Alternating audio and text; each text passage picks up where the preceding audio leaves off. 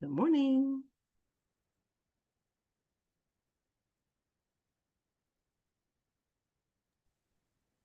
Hi, Annalise. How are you?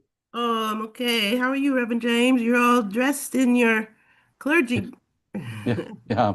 I'm at work today. Oh, yes, you're all in the clergy attire. Yeah. Yes. Are you okay? I'm okay. Are you at home now? Yes, I'm at home today. Thank goodness. Okay. Yeah, I just got your email, but I didn't have time to read it. Oh, okay. No Yeah, I guess. worries. Yeah, we can unpack this one. Let's uh let's have a moment of centering a little bit. Mm, just collecting our minds as we are coming into this space together. Mm, take a couple of breaths in and out and notice any body symptoms. And maybe we open to ambiguity and the complexity of our mind. Forget about that recording. Ooh.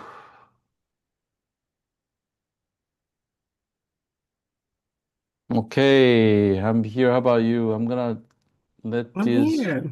recording out of our room.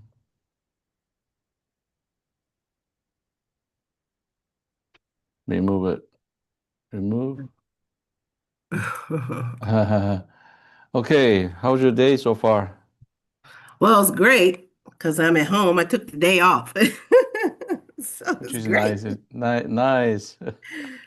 Yes. How Yes. how's your father doing?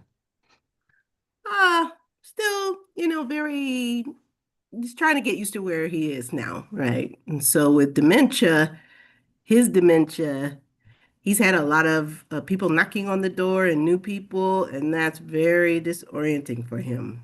So Mm, I don't think he wants to stay there, but I there's really other than move to a different place here in Kansas City, there's not another option, right? mm, So I think slowly but surely he'll be okay. I have had to do a lot of hand holding, um, and I didn't anticipate all of that, but I should have. yeah. But he's okay, and that's the main thing. His health is okay. He's in a safe place. And also he's had to deal with some not so pleasant staff, like one of the staff members who came yesterday. She kind of blamed some things on him. Like, well, you're not the only one who doesn't want someone in your room in the early morning, because he's not an early morning person, neither am I. But I just think that was not a great way to speak to him, you know. Mm, So I'm keeping my fingers crossed that we will be able to go forward and he will be able to remain there. yeah. Yes, Wow, I guess that's tough for him. it is. It is. A lot of people who, if you didn't, and this goes for people my age and older and or younger. You have to save for long-term care, and I'm happy he has long-term care insurance. I mean, his insurance is going to pay for $7,000 a month. Wow. Okay, that's how much it is, and it could be more if he needs memory care, which he doesn't need right now. But his insurance will pay for that. He has separate insurance from, it's like insurance on top of his insurance. And I'm very happy he did that. And he took care of himself. And so I I I remind him, Dad, you did a good thing. You Mm, took care of yourself so you could be in a very nice place. I mean, these are more like luxury, some of them are like luxury resorts. They have swimming pools and golf courses and big dining areas, and they go on outings. It's really it's nice. And he at the touch of a button, somebody will come and help him. But he doesn't like, he's very private, and so he's lost. I told him before he came, I said, this is going to be very different than where you are now. He didn't have that like that. I had caretaker there for him, but that was it. But he knew we were in control of that. a lot more than we are now. So it's something. It's something. It's a privilege to be there for him. I have three siblings that are here, and yet they're not very attentive. Mm. That's sad, but that's the way it is Yeah. with any family. Okay. How's your dementia? He remembers things or Yes, for now he does remember. He remembers who I am. He's recently taken a new medication that hopefully will be helpful, that will help him to plateau, and not do this, like do a complete dip or dive. Um, so he's okay, and I think that the engagement that he has there will be good for him. So I'm hopeful that all these things will help him to stay a little sharp. Like he's if he can tell me he doesn't like it, then he's staying sharp. Well, you don't like it, that's good that you can articulate something you don't like right now. And right, he's not aggressive. Uh, that's good. yeah. Wow. How about how about your teaching? Oh, my teaching. Well, I have to stay on top of it. So that's what I probably am more attentive to that than anything. Well, other than work at the hospital. So yeah, we've just taken midterms. Yeah. So How just many getting how, how many midterm. students? How many students you have? Oh, altogether, it's over 100 Oh. altogether. Ah, well, last year was over about 160 last semester, so quite a bit. So how can you grade them all together? The computer does most of the grading, but I have to go in and tap, tap, tap, tap, take a look at every response, make sure it's and a lot of times they do much better once I grade. The computer will misgrade it even if they're off by one letter or something like that for like an multiple choice kind of answer test or fill in the blank. But I do have a set of papers that are due soon. What do I do with those? I take 4 or 5 a day, um, each class. And I just have two classes. So I'm teaching 3 classes, but I just have 2 classes where they're submitting papers. And they're You're reflection. teaching 3 classes right now? Yes, 3. You're insane. I know, it is insane. Yeah. So My I, goodness. I but I told you I resigned from that position, right? Yeah, you mentioned that. It's just So this is the last one. this is the last one, thank goodness. I mean, I will miss it. I'll miss that kind of engagement in my academic profession. What's suffering is I told someone that I would get them a proposal because I'm trying to publish a book. That's suffering. I have had no time to write that proposal, but I did submit something else I published in a peer-reviewed article. And he liked that a lot. So he said, I look forward to getting it when you're ready, when you have it." So that was good. I was happy about that. So, and if Yeah. I can't do it now, I can't do it now. I mean, it would be a little bit disappointing, but and that's what I've been kind of writing about over the last couple of reflections, right? I can't do everything and be everything to all these people in my life, my dad, my sister who's living with me, and I have a 1 bedroom. And next week I'm moving to a 2 bedroom, so I got that coming up. But I can't be all the I and when I say be, I mean I have to do something for all of them. It's not, or I feel like I do. And for my father, even after I worked 13 hours last night, 2 deaths. I mean, I hit the ground running with a death in the morning. And then there was a very difficult death, and it didn't happen on my shift, but it happened in the middle of the night for the night chaplain. But I was with that family in the beginning when they arrived from Mhm. Wichita. I think they arrived by helicopter. Oh my. Yeah, but the baby was quickly deteriorating, and it was a very difficult that death. Seeing it kind of unfold. She didn't die while I was there again, but it was hard. That was hard. And I wrote in my reflection this week that, there were times throughout my being with them, I just didn't feel like I was doing enough, Mm, right? mm, I think I was being with them in an okay way. I'm always worried when I'm with someone in the hospital that, I'll say something offensive, right? Or I will hurt their feelings. And I don't want to do that. So, I mean, I think, I guess with all of us chaplains, there's times when we might offend unknowingly, unwittingly. But this family, what appeared to be a young woman and young man, had mhm, a six-day-old child, and she wasn't going to make it. And so when I walked into the room, the mom was on the floor. She was just wailing, just crying. And I just got down on the floor with her, mm, asked her if I could touch her back because I was behind her, right? And I just got down and said, "Is it okay if I put my hand here on your?" But she said, "Yes." And she was just crying. And I just just, it's okay. Let it out, right? Let it out. It's okay. But anyway, so as time went by that day, um, it, it was hard for me to connect because when I looked at their faces, it was just mm, numb. mm.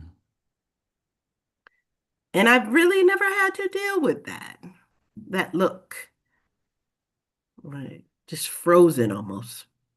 Yeah. So at times, I just would stand there with them because there really wasn't anywhere to sit. So I had to kind of advocate for them to, I said, can they be in the actual room where they were working on the baby?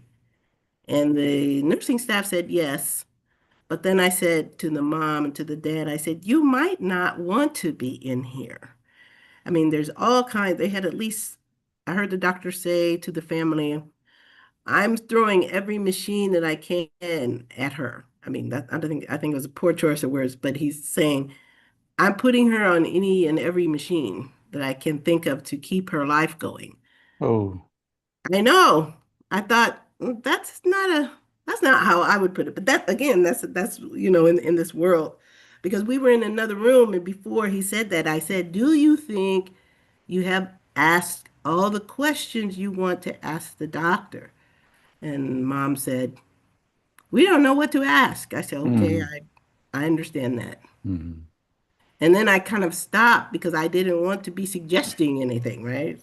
I'm just, all I wanted them to think about was, have you asked everything that you want? Because what the look that, if I could read what I thought the mother was saying was, I don't want to be doing all of this. It's too much for this little girl. Mm. 6 days old and they had to open her stomach and Ish. leave it open and oh yeah, it was just an insane amount of interventions. But then finally I said, but okay, well, if you go in there, you can stand and you can talk to her, right? You can speak to her. So I was doing the best I can to say, hey, you can be in this room, but it might be very traumatic for you to be in this room and see everything, hear everything that's going on. Parent room might be more comfortable. Bring them blankets, food, coffee, water, and just sit with them as much as I could. But and like I said, on a Sunday when I'm the only chaplain, it's very, very hard for me to be available to a family for I can't sit in the room with them. And the nursing staff are saying, is there someone who can be here? I'm like, in my mind, I know she was just kind of saying there's no one here. But I could not have long periods of time with them because I was the only chaplain. So any call in the hospital, I was getting called to it. I was wrapping up the paperwork on the death that I walked into. So it's a lot. We really need another chaplain at this hospital. I agree. Yeah. One is Yes, well, too much for you. It's for anybody. yeah. Yeah, it's a Yeah. lot. because then the night chaplain experienced uh, two two deaths and one pending. So Mm. she experienced the death of the CI with the cardiac intensive care unit that I was telling you about, with the family, and then there was another unexpected death. Um, that I didn't even know. It was nowhere on my radar. So I had no, during the handoff, no one had told me, oh, we have another sick child in this unit, very, very sick. And normally that information is communicated in a handoff. So, I mean, I love the team I work with. I think that we have to get a little better at informing each other of everything that's happening because I felt bad when I opened up my email this morning that there were two deaths on that floor. Oh, Yes. And so nursing staff was asking for comfort. So, whoosh, right. yeah. Oof. Very busy, busy hospital. And if a woman comes to the hospital, this children's, it's because they're either she or the child is critically ill, and usually it's the child. So they do a lot of emergency C-sections and or we get transferred from another hospital. Okay. So yeah. Well, that's a lot. I'm just curious, what's your assessment for their needs, your hospital's needs? You just mentioned another chaplain, but I'm Mhm. just exploring patients over there. About a year? You've been there about a year, yeah? Oh no, only 5 months since 5 months? October, November, November, December, Yeah. almost six. Yeah. I'm sure you notice their needs, patients' needs, but I hear from you a lot about that. Mhm. So what's your assessment for them? For the patients. Oh, Yeah, hmm. family and patients. I think the hospital needs, okay, we have a social work department because that sometimes is a that's what the nurses will suggest, has someone called social work to work with this family because we have, I mean, a psychologist, right? You need someone who's trained in giving them serious psychological, kind of help. Even though I think, okay, so the work of being a chaplain kind of overlaps with some of that. Not that I'm not a counselor, right?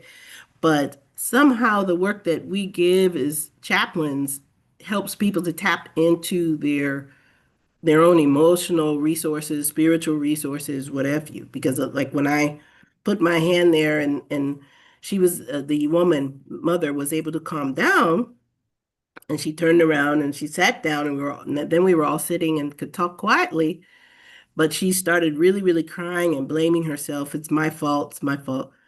And I had to say to her, you are not responsible. Like you did not cause your daughter's, situation right now.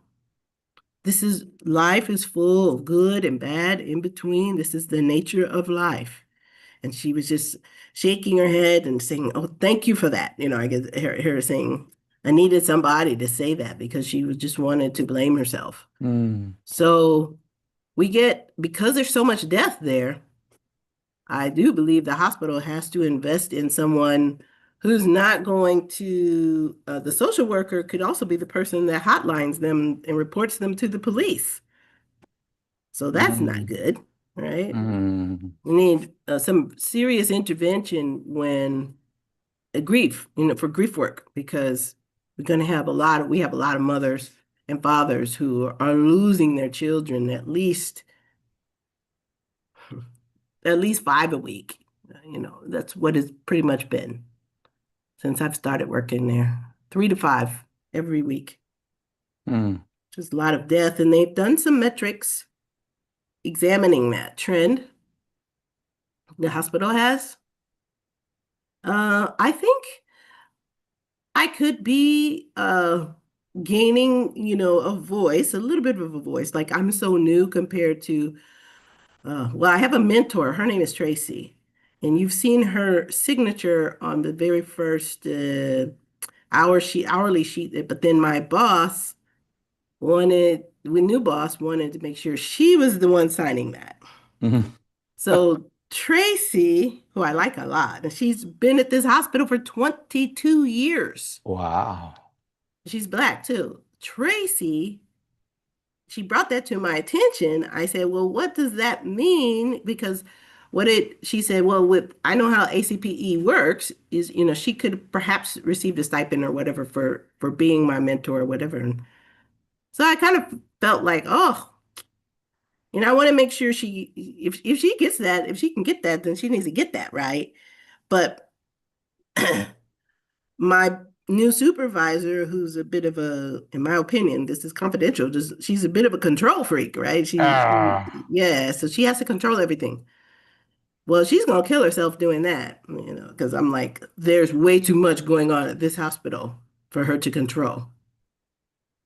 As a matter of fact, she's at her 90-day mark and has taken and I didn't realize she'd be gone for over a week. I'm like, oh wow, who gets vacation, that much vacation? So they must have given her a lot of vacation. I don't know. Uh, Anyhow, maybe managers get a whole lot of vacation. I don't know. Directors. So she got a bunch of vacation times. She could take off a whole week, go on spring break and all that, which is fine. But we forgot to connect, about her son. That's why I said, yes, I think I sent that to you. And I sent you the hour sheet and said I would make sure that then the person over Stacy could sign it, but getting a hold of that person is like finding a needle in a haystack. So once Rachel comes back, I will have Rachel sign, all the weeks, Yeah. this past week and the one coming up. So what was I talking about with that? But I do think because I made I've told you about this presentation I made last week, right? So that's with a totally different group in the hospital. How was it? It was great. It was Actually, great. everybody said it was real. I'd love to. I can share my slides. I talked a little bit about the beginnings of chaplaincy and like when in the military in the 18th century, but then anti-poison because of the information you've shared with us. Okay. And I said that, generally when I go to a room, I have three questions that in my head that I might ask. And one is what's happening, Mm-hmm. right? And we've learned that. And another is what are you feeling today Mm-hmm. or now? And then another question, I hold these in my heart, right? And the other one is, can I join you? So we broke off into three groups where I gave each group a scenario, and they had Wow. to work together to decide which question they would ask if they came into the room and, they were the chaplain for the day, so to speak. So it was really good.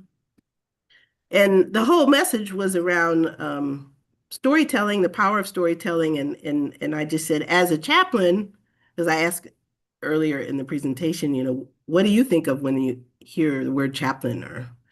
And most people do think a chaplain's more of a pastor-like figure.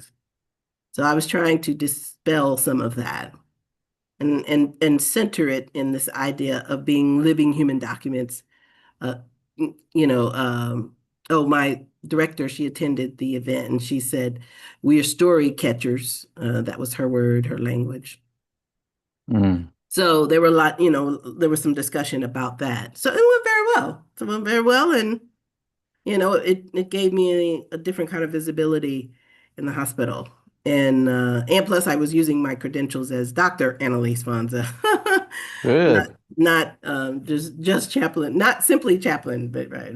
So Yeah, that's great to hear mhm. that you're recognized and you use your gift. Yeah. And So that's it went well. yeah. So I say that all to say I think that and because I think any chaplain who has responsibility for an entire hospital is doing the same work as a staff chaplain, in my opinion. I'm like, what's the difference here?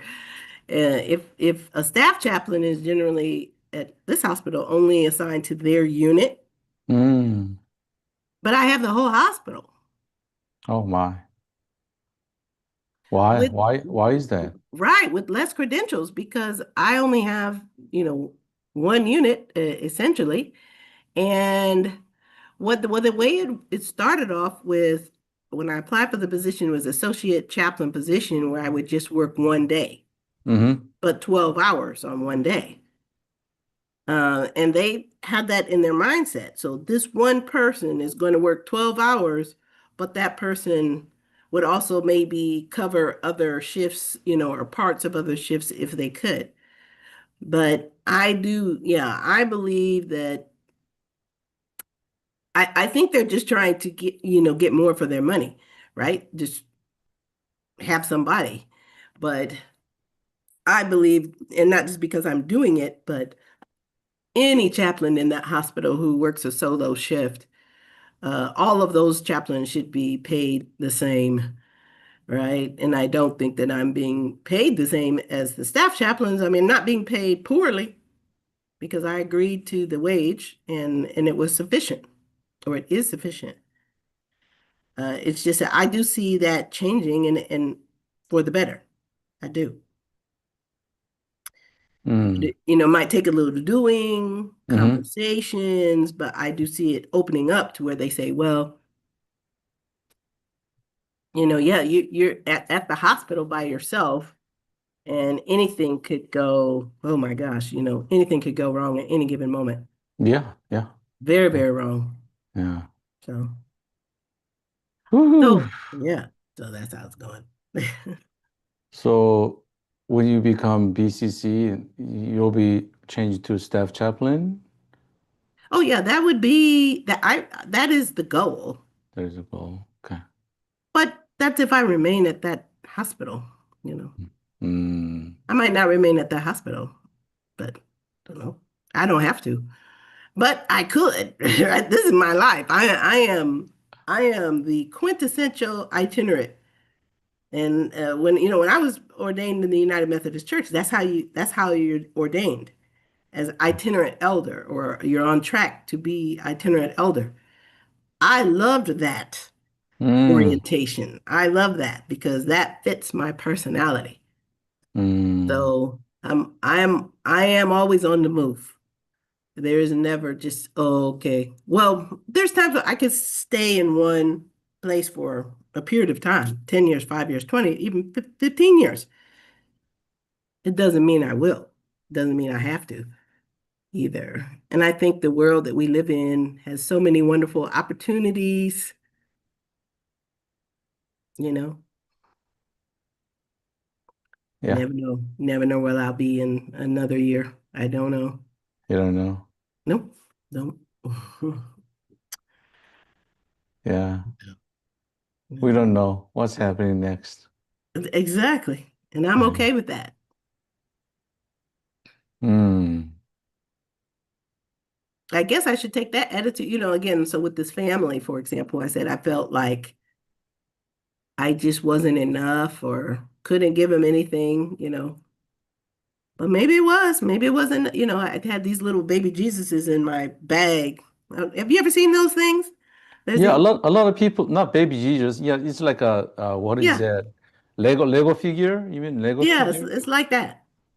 So I had a bunch in my bag, and Oh so my. I just handed it to the mom, and she just looked at me like I gave her a, gold Uh, chain or something. mm, I just had it in my bag, and I just handed it to her. And her facial expression was like, "Thank you so much," you know. yeah. I mean, two things. I don't I don't think if somebody feels I did really well and then I'm good at this at the moment a baby is dying. Well, we need to think about it is that person is a good chaplain or not. Right. We always feel, yeah, you're on the right track. You are on the right track. Okay. Yeah. Yeah.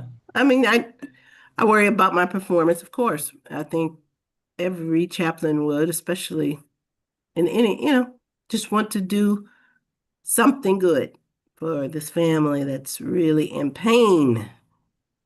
And it they were they didn't look like touchy-feely couple, right? So they weren't holding each other. Oh my. they weren't touching each other. Mm, So maybe that's why the nurse was saying they don't have anybody, but they weren't holding on to each other, like embracing.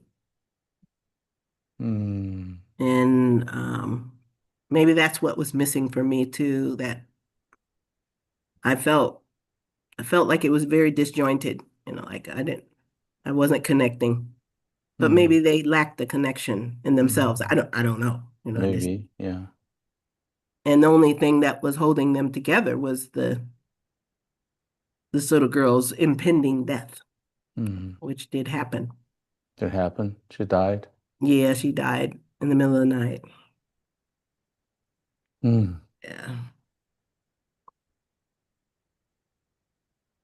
Looks like you're holding space for them. You are. Yeah.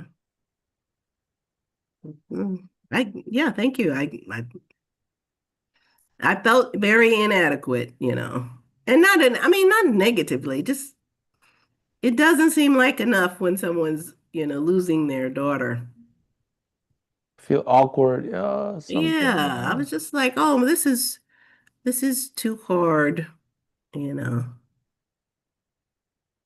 Any any feeling of rescue them or save them or help them? Why you feel inadequate? I mean, I just felt like there were no words, so I wasn't saying a whole lot. Mm-hmm. I mean, I was saying enough. The things that I was saying was, can I bring you anything? Or I was saying, I'm sorry that this is happening, that you're having to go through this.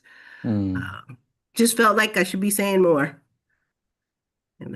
But I Yeah. wasn't because I already know myself what it's like to lose someone. There are no words. No words. Yeah, that's the answer. No words. No words, just presence. Yep.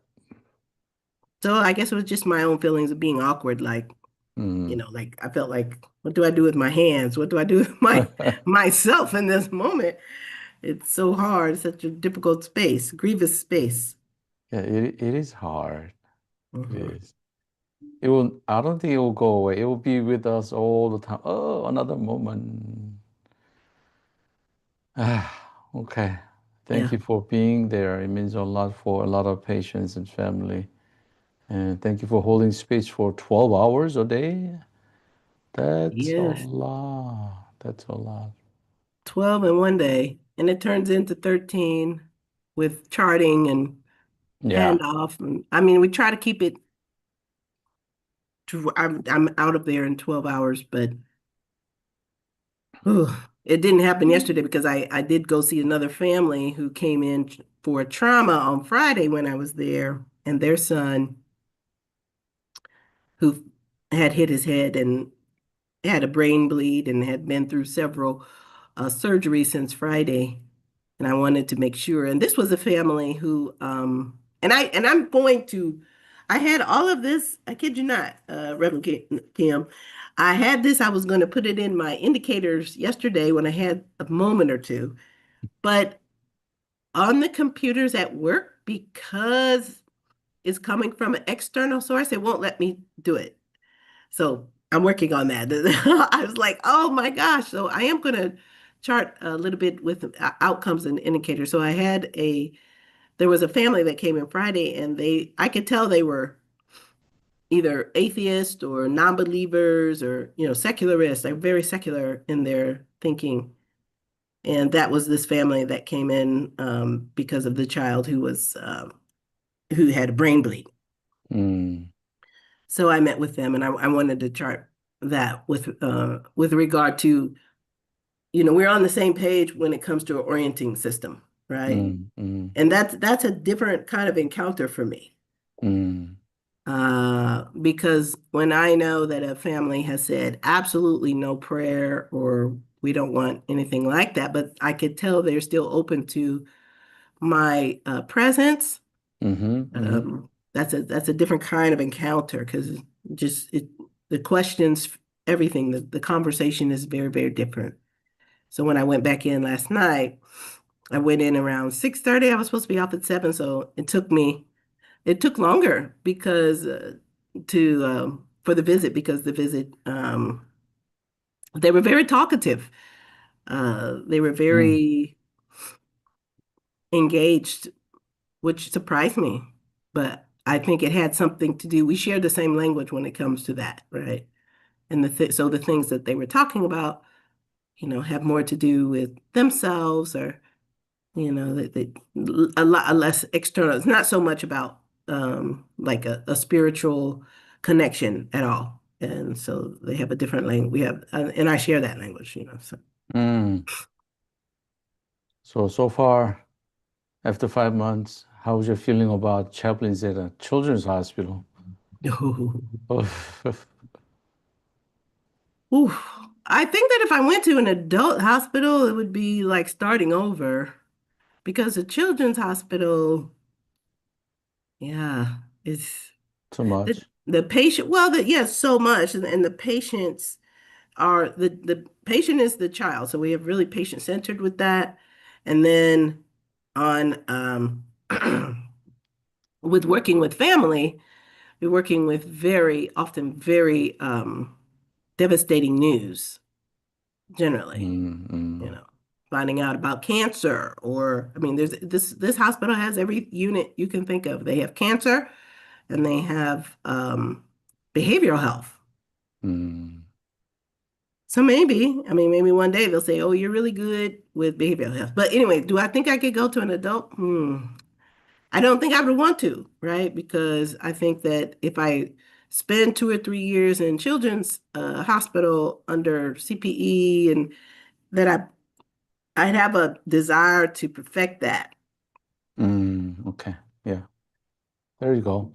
Because circling back, the first question I'd ask you, their needs, you just mentioned it. Grief is Mhm, patient's needs, and mhm, trauma is their needs. mhm, So you can be focused on their needs. Grief specialist, the trauma-informed children's hospital care, whatever, mhm, and mhm. you can make it perfect that. Yeah, I want to perfect that. I want Yeah. to be better. Well, and that's it's so funny because our supervisor, our new director, says she wants to become known, that like us have this reputation in this country of that. I'm like, okay. Okay. Well, maybe, because I think well, one of my colleagues said to me, he said, "I'm sorry that it's feeling like you're becoming the angel of death. When you get here on Sunday, you're like the angel of death because there's been either some trauma which has led to a potential death, and I think that's a difficult place for the hospital to be in. I mean, I'm sure they have really wonderful moments, but they have increasingly we're seeing more in the hospital seeing increasingly more and more death due to whatever is happening with you know in our world, like fetal death or babies that are being born maturely and they're dead, or death from really ridiculous accidents with children. I mean, ridiculous meaning could be an all-terrain vehicle. With an all-terrain vehicle they run over the kids. So and that happens a lot. Mhm. These all-terrain bikes and stuff. So more and more, the children are experiencing death. I don't know if the hospital, I don't know if that's the way the hospital wants to be known. I mean, it's known as a trauma hospital, I suppose, but when I think about trauma and the trauma hospital, I'm not saying trauma isn't just, and I've learned from Gabor Mate on this, right? Trauma isn't something a bad event, isn't just a bad event.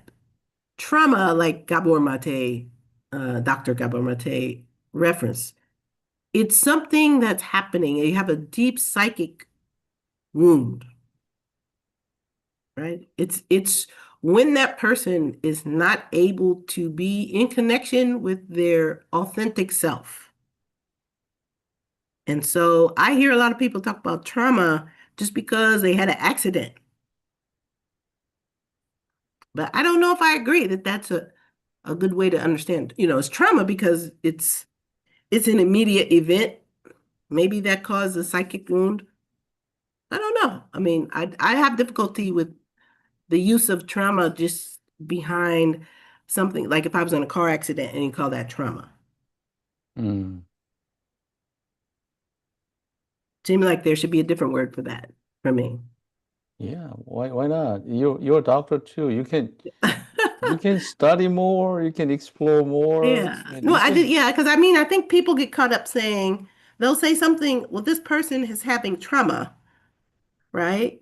But trauma is what the person is experiencing related to something much deeper, right? Underneath. You can't even see it. You don't even know what it is. Maybe it's something that happened when they were 5 years old. But, if they were in an accident and the accident somehow triggered that or took them back to that, yes, then trauma. But I think people, in an effort to be politically correct, I think there are a lot of people using the word trauma just to refer to any misfortune, right? mm, mm, mm, mm. And to me, it can't be that, right? It can't, we have to call trauma, we have to be able to identify trauma for what it is, which is when a person is has a psychic wound, right? It's something deep inside. Go for it. You can study more. And I why want not? to. Yeah, I'm like, it Yeah. has to be because just calling to just call something like if I cut my fingers off accidentally, that's not, I don't see that as trauma. But they might say, "Oh, it's trauma." I'm like, how is this trauma? Yeah. A I think catch-all. I think it'll be a great topic. You can expand to that area, and even when your colleague calls you the death angel of the death, Mhm. well, you can study on that, what it means to you and your specialty. There are a lot of potential in that area, I guess, Yeah, at your hospital. mhm. Yeah, There is. yeah. Even you can study on what it means to be trauma. What is that? And Mhm. it's a totally different area compared to your profession as is it more like an engineer mind in your area? Is it more like an engineer or right? Or what is it? Civil, you teaching civil engineer Oh, no, some no, no. is This is a social science, more like so oh sociology. Yeah. sociology. So Yeah. urban planning is more of a sociology because I'm always Yeah. urban planners are always going to be working with communities and maybe entrepreneurs and developers and housing investors in housing.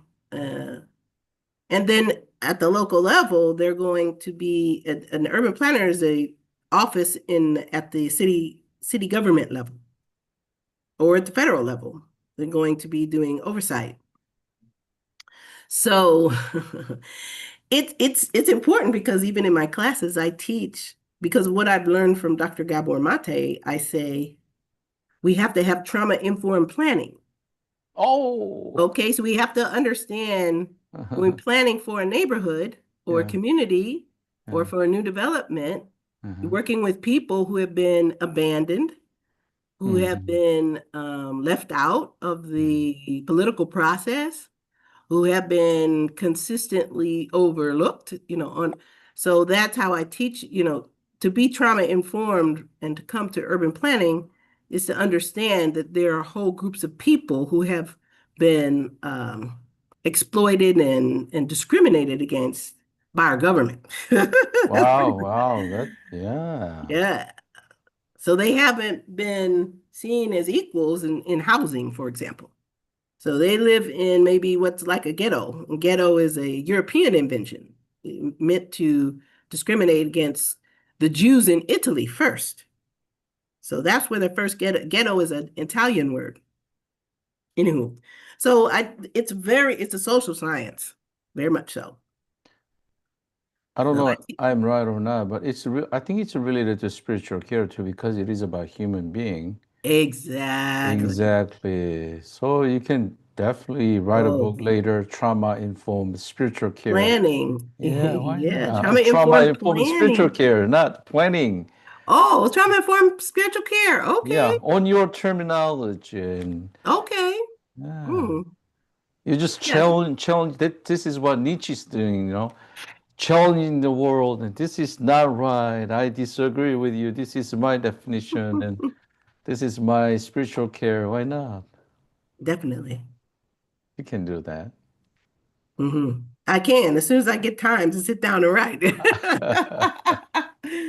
That's my problem. I don't have enough time, but I think I've hit a good at least with my dad. He's here now, right?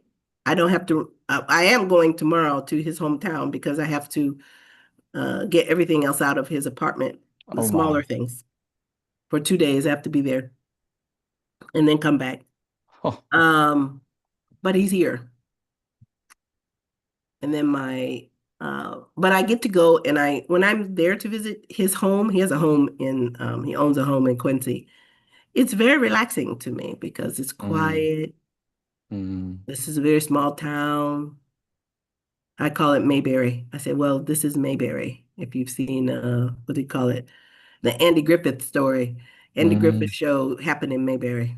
maybe, And okay. it's very white and it's not as bad as South Carolina, but it's like walking back in time Mm, because the white people are not used to black people like me mm, who speak directly to them.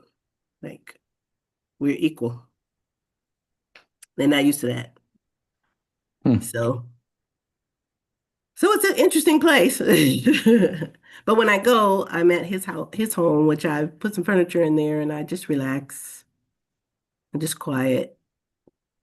So Catch up things. Yeah. catch up on things. So Hmm. I'm gonna go do that for a day or two and then I have some help though. We have to hire them, but it's okay. Okay. Hope Yeah. hope it goes really well. Thank Because you. of time boundary, I'm gonna invite you to think about how is your CP process so far, and how is your mid-unit preparation going so far? Can you make some clarification? How is your CP so far, and how is Yes. your Well, I think I've caught up to where I want to be for today almost. I mean, I want to answer a couple questions on my mid-unit evaluation for today. That's on my list of things to do. So I think I will be ready for the mid-unit evaluation on Thursday, the presentation of that. And I really appreciate you giving me that extension. Mhm. And then going forward, I feel like as long as I can stay up to date with my reflections and the indicators, I also plan to give a little time to indicators tonight because I don't teach on Mondays at all. So Mondays are usually kind of it's a day when I can take a breath, and I love it. that's why I took the day off. So I'm feeling good. Uh, Good, good. feeling like I'm getting back on track. Put it Okay. like that. Uh, Okay. Good to hear that. I mean, indicator, you don't have to write too much. I see you write a lot, just short, short, short. That's fine. I know you know who I got that from Ram. Okay, so Ram met with me so graciously, and I said, "Well, show me what you have." We met Okay. on Zoom, and he writes a lot too, right? So, but I can shorten it. That's no problem. But sometimes it's harder for me to if I have less, so I can shorten it because I have more. Oh, just be yourself. You feel comfortable a lot. I mean, my concern is if you Oh, write a that'll make lot, using too much time. Yeah, yeah, and then yeah, yeah. No, you, I'm okay. I'm sure with your hospital setting, a lot of deaths and grief and your support, there are a lot of evidences right there, and mostly your reflection and Mhm. your challenges.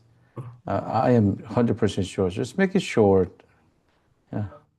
Yeah, I know my goal has been to do two or three a day, right? Like you said, you gave us those instructions. So that has been my goal. Yeah.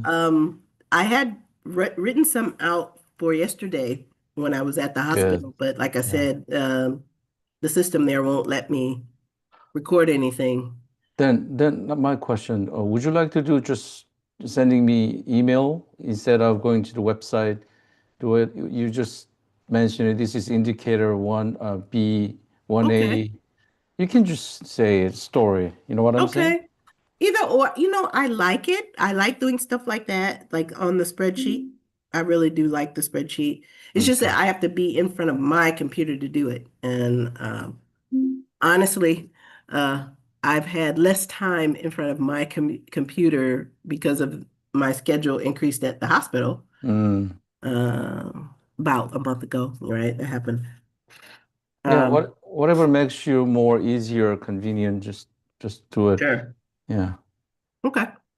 Yeah, that's good. Either way, I enjoy it. I have already, I put a few what I call them more narratives or vignettes down on paper to just enter in, and I'll do that tonight. And then if I keep up on a schedule like that, and this is one thing I've learned that I have to do, and that is to keep a calendar. I have to, I have every day I have a calendar, I have a to-do list. I have to go by it. And if I get off track and if I don't do something, it does back me up. So unfortunately, I can't really get Yeah. off track. I do have to abide by my calendar. Yeah. Same thing. Without calendar, I lost. Where are I? What am I doing? Exactly. Yeah. So, Yeah.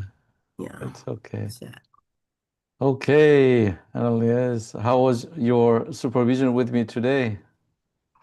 oh, I love it. I enjoyed it. I look forward to it. So it's always good. I really Always good. appreciate you. I Okay. appreciate this process. Oh, thank you. It's a very Yeah, good process for me. trust your process. Yeah, trust your process Hmm. and trust that you have what CPE requires. You already have them all. Just unpack it slow, slow. I Yeah. appreciate that. Yesterday, I didn't feel like that. Going to work, I had a imposter syndrome moment on my way. I literally felt that on the way out the door. Like, why are you doing this? I don't know where that was coming from, but That is the right question. I'm asking the same question every time. Well, no, it's okay. oh, well, that's what I thought yesterday. But then as soon as I got to the hospital, I knew exactly why I'm doing this. It's like, yeah, that is why. Yeah. Because you were made for this. This is you all day, every Yeah. day. Really. Yeah. Yeah. Good to hear that. Good to hear that. Hmm. Enjoy your time, the rest of your time today, and take care of your father, your mother, Hmm. and your next move to apartment. That's exciting. Oh, that's Next exciting. week. Yeah, Next that's week, next week. another That's busy week. good. We don't have supervision next week, right? So Next week, that's we don't good. have supervision next week. Yeah, that's good. That'd be a good thing. All right, take it easy, and I see you Thursday. Yes, we'll see you Thursday. Yeah. And remember, since we move you verbatim, you'll have a next week Hmm. verbatim, the Hmm. following verbatim. Hmm. Oh, Lots of writing. yeah. Tap, tap, You tap, can do tap, it. tap. I can do it. You can Yes. do it. All right.